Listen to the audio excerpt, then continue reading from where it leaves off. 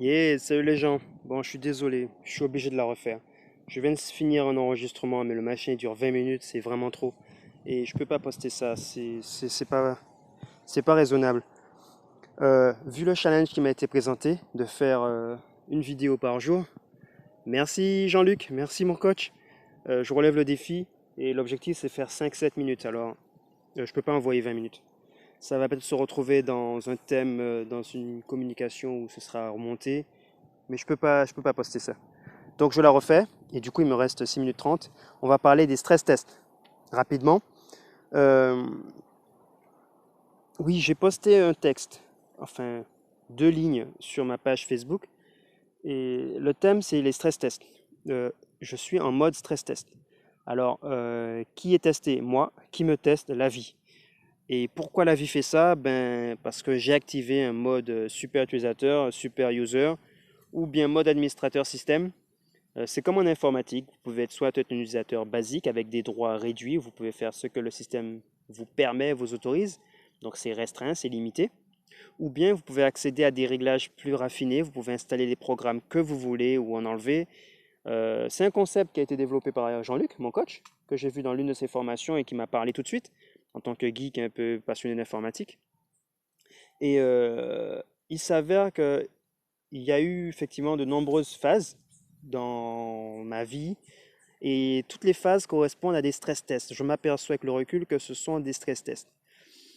Le mode super utilisateur, je l'ai activé peut-être depuis très longtemps, mais de plus en plus, des droits nouveaux sont attribués et activés, et ça donne accès à des choses plus intéressantes et avec des possibilités d'appréhender les stress tests de manière plus fluide,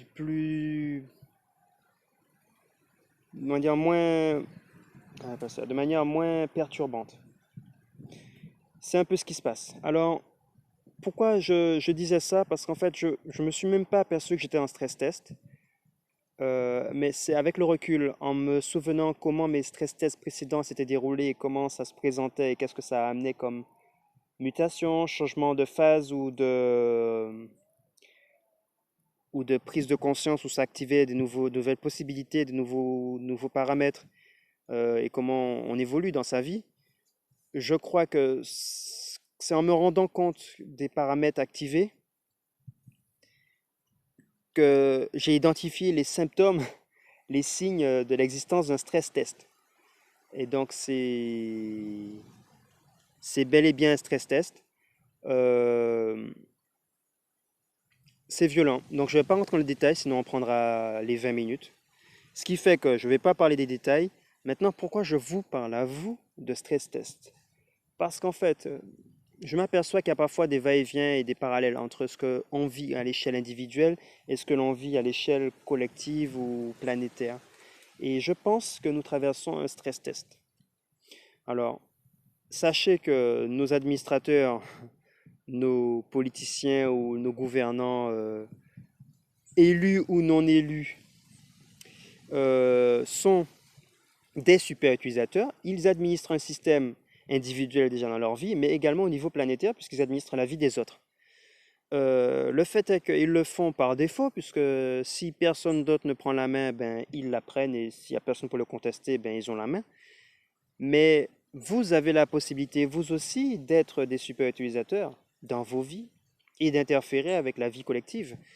Et le stress test qui se présente actuellement, c'est un mode par défaut. C'est que, à défaut d'autres alternatives et d'autres propositions, d'autres pistes déployées et qui permettent à d'autres personnes de se retrouver, de se fédérer et de construire, de co-construire autre chose, eh bien, la version qui court, c'est celle qui est proposée par ceux qui font.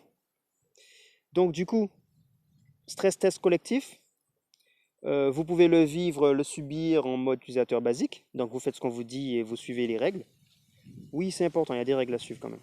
Mais dans la manière de se projeter, de proposer une suite ou de proposer une façon de vivre, de fonctionner au quotidien et à l'avenir, ce qu'il nous propose n'est pas forcément la seule possibilité. Et c'est dans ce sens-là que je vous invite à prendre conscience que vous aussi êtes dans un stress test et que vous pouvez activer le mode super utilisateur pour pouvoir accéder à des réglages plus fins et comprendre ce que ce stress test peut apporter. Parce que un stress test, ce n'est qu'une opportunité. C'est une opportunité d'évoluer, de proposer des alternatives, de transmuter des situations d'un état à un autre, de prendre appui sur ce qui se présente pour pouvoir identifier ce qui peut servir et comment on peut s'en servir pour construire autre chose ou pour rebondir ou pour avancer vers ce qu'on choisit plutôt que de subir ce qu'on ne veut pas. Tout ça, c'est des choses qui viennent de notre lucidité et de notre, comment dire ça, pas prise de confiance seulement, mais de notre affirmation de nous-mêmes, de notre contribution, de ce que nous avons à apporter, de qui nous sommes dans ce monde, dans cette réalité, parce que nous ne sommes pas juste des tubes digestifs. Et donc en fait, voilà, je pense que je peux dire sur cette notion de stress test. Il reste 1 minute si je dois respecter les 7 minutes. La vidéo longue, 20 minutes, je ne vais pas la poster maintenant. Euh, du coup, il y a un parallèle entre stress test individuel et collectif et sur l'approche super utilisateur. Je pense que les deux sont liés. Je ne suis pas rentré dans les détails, comme vous avez vu au niveau des stress tests que moi j'ai vécu de toute ma vie à différentes phases et les dernières qui sont de plus en plus intenses, mais que je vis de manière fluide parce que je suis plus la même personne qu'il y a 15 ans, qu'il y a 2 ans, qu'il y a 6 mois. Je ne suis plus la même personne.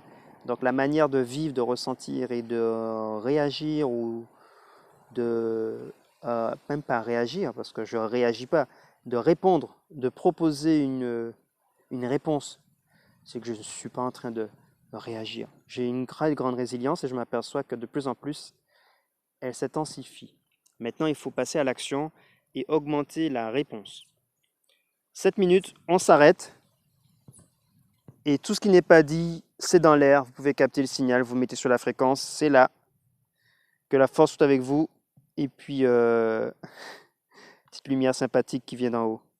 Voilà. Portez-vous bien. Et à demain pour une prochaine vidéo du live quotidien, nouveau défi. Merci Jean-Luc pour le défi. Alors, on va voir. Je vais faire de mon mieux. Tchuss.